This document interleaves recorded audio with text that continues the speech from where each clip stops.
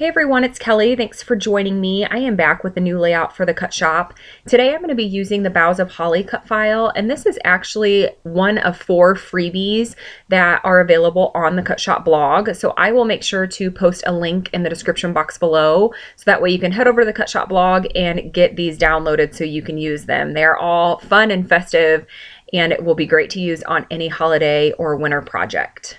I do have a Cricut Design Space tutorial to start, and as you can see on the design screen, I already have the cut file set. I am going to slice out the portion of the cut file that has the stars, and I am doing that by just inserting a square, resizing it to fit over the portion of the cut file that I'm wanting to use, holding down the Shift key while selecting that rectangular shape and the cut file, and then going over to the slice icon, and that will just separate that portion of the cut file from all of the other images in that cut file set. So this way I only have to cut what I want to use, and I don't have to cut every image that was included in the cut file set. So after I have that sliced out, I am going to resize it to 11.5 inches because I do want it to be a main focal point on my layout.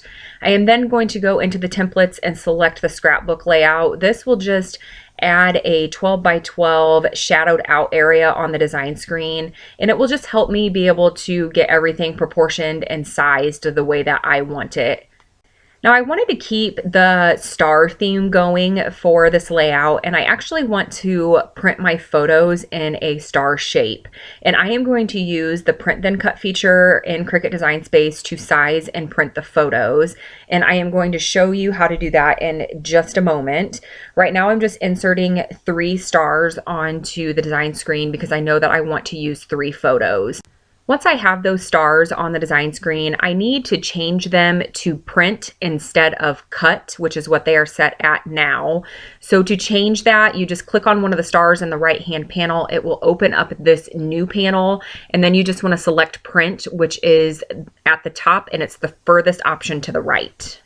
Now I need to upload my photos into Cricut Design Space, and I'm going to do this by clicking on the upload icon on the left-hand side of the design screen. And this is the same screen that you would go to when you want to upload a cut file. But instead of selecting the option to upload a cut file, I am going to select to upload a pattern fill. I will then select the photo that I am wanting to upload, and then this screen will come up and it'll allow you to either rename the image or tag the image. I decided not to because I'll just delete the photo as soon as I'm done. Once it's uploaded, it'll bring you back to this screen. Just go ahead and click cancel, and then it will take you back to the design screen. Then you're going to want to click on the star on the right hand panel, and then that same window will pop up where you changed that star to print. You'll then select patterns, and then that's where you'll see your photos pop up. Choose the photo that you're wanting to use, and I'm going to expand this here, and you can see that the photo is not centered within that star. That can be fixed by going back over and clicking on the star again, and then going down and clicking edit. Once you have clicked edit, this new window will pop up, and it will allow you to resize the image, making it larger, making it smaller. You can also move it right and left using the horizontal and vertical option. And I found this just to kind of be a guessing game. You can insert negative numbers and positive numbers. So just start putting some numbers in and seeing which way it's going to move the photo within that star image or whatever shape you may be using. I really wish that you could just grab the photo within that window and slide it around and move it, but unfortunately I couldn't get that to work. I had to use the keys to insert the numbers to get it to move. But just play around with it. It doesn't take very long for this to get lined up and get it centered or however you're wanting it to be positioned within that image. Once you have it the way that you like it, all you need to do then is click back onto the design screen, and it will close this window and save your photo as it was positioned while you were editing. Now I'm going to repeat the same process for those other 2 stars. As I mentioned, I do want to have 3 photos on my layout, and I actually decided to go with black and white photos, and here you can see all 3 of the photos. Now I am going to bring them back over to that cut file image, and I'm going to resize them just to fit onto the layout the way that I want. And I'm going to have 2 smaller stars and a larger star. And I'm just going to use the arrow key in the bottom right hand corner just to size them up and down and just to get them to the proportions that I'm looking for. I'm going to go ahead and bring the cut file to the front of those photos because I know that I am going to layer the photos behind the cut file image. So I just want to make sure that too much of the photo isn't going to be covered up. Once I am happy with the size, I'm going to go up and click on the Make It button, and it is going to take me to the screen to show my map preview. Now, I wanted all 3 of the photos to be printed on the same sheet of paper. And as you can see here, it's trying to print them on 2 separate pieces of paper. So what I'm going to do is I'm going to go back to the design screen, and I am going to insert a square to represent the size that I can use for the print then cut, which is 6.75 by 9.25. So I'm going to enter those measurements for that square, and then that will allow me to position the photos onto that rectangular shape, so I know that all of them will fit within the printing margins that Cricut Design Space has set up. Now, I do keep in mind that you do print on an 8.5 by 11 sheet of paper, but the print then cut has limitations to the 6.75 by 9.25. So just keep that in mind when you're sizing your images. You may have to cut them on multiple pieces of paper after you print them out. So I'm just going to go ahead and position these stars onto that rectangle, and then I'm going to hold down the Shift key and select all 3 and then hit attach. After I have them attached, I am going to delete that rectangle because I do not want to cut that.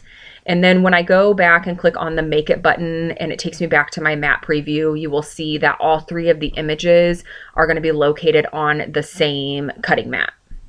Now, one thing that I do want to mention is there was a little bit of a delay in getting this print then cut set up. I found that it took a little bit longer for the image to upload into Cricut Design Space.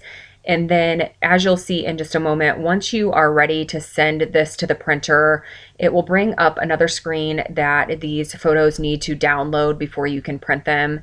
And when I was trying to print my photos, it was stalled out at 8%. I could not get it to load.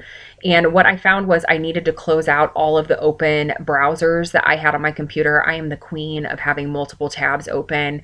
And I think I was just bogging down my computer and things just were not able to upload and download the way that they needed to. So keep that in mind. If it seems to be moving a little bit slow, try closing all of the open tabs that you have on your computer. I found that it really did help streamline the process.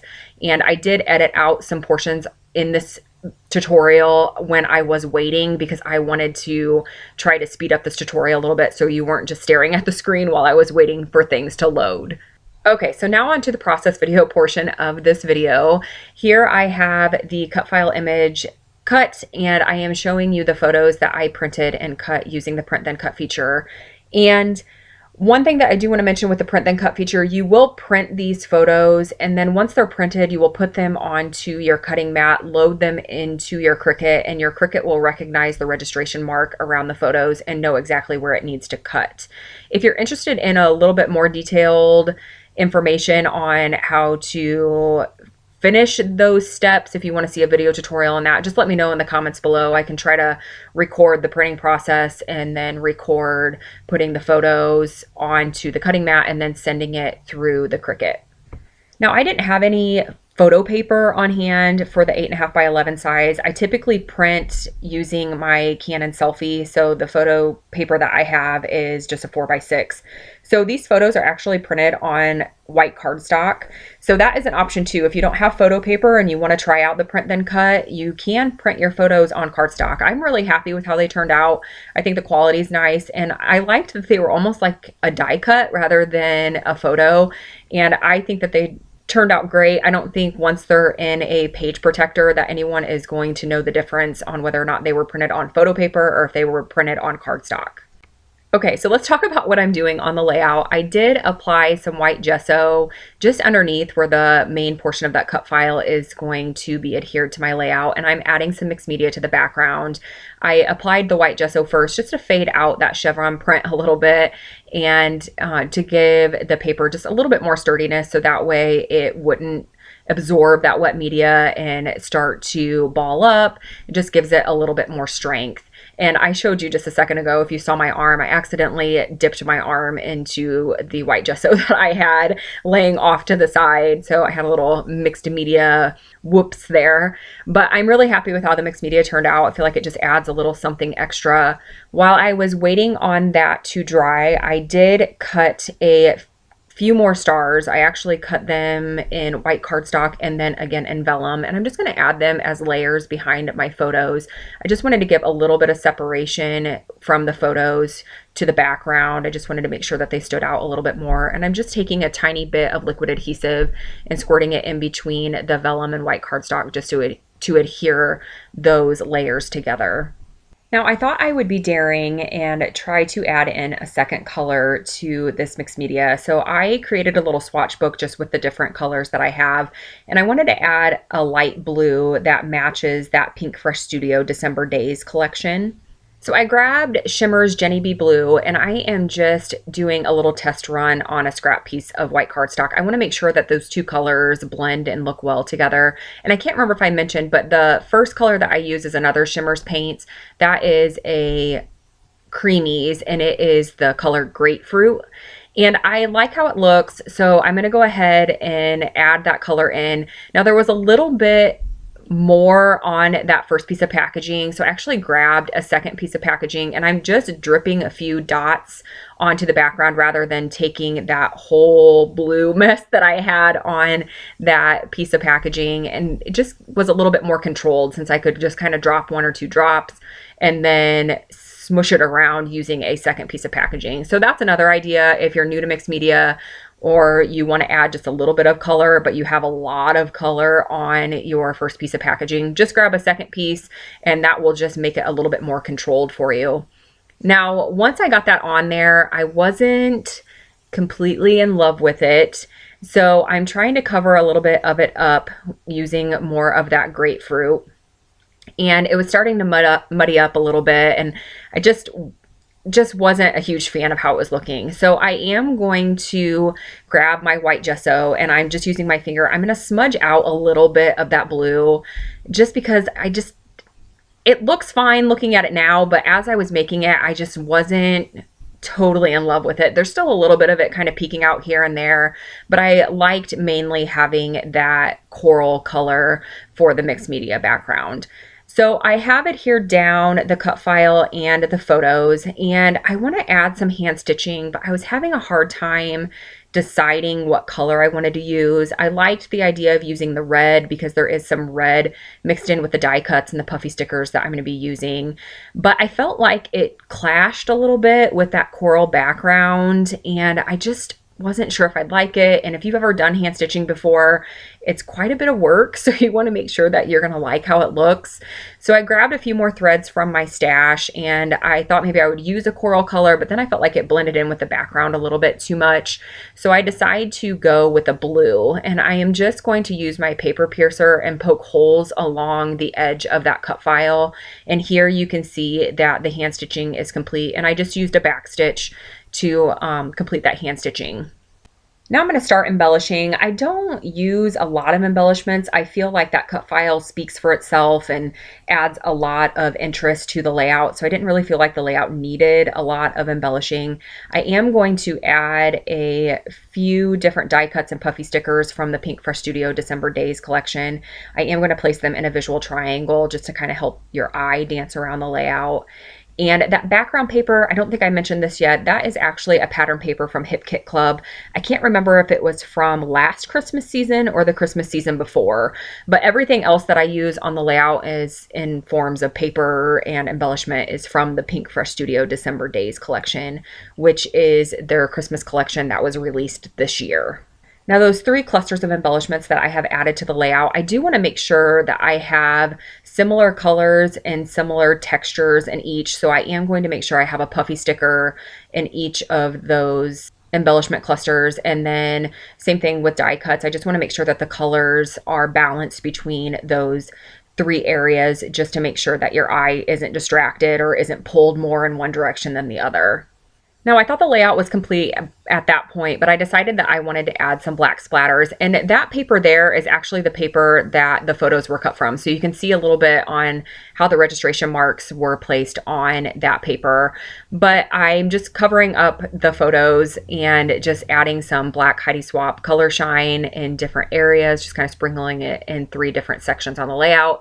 I thought maybe about adding some enamel dots, but decided that this was good. So I'm going to bring in the still shots. Please remember to head to the Cut Shop blog so that way you can download those freebie cut files. I'll also link to the Cut Shop Etsy store so that way you can head there and check out all of the cut files that are available. Also, I want to thank you all so much for watching, and I will be back again soon with a new layout and new process video.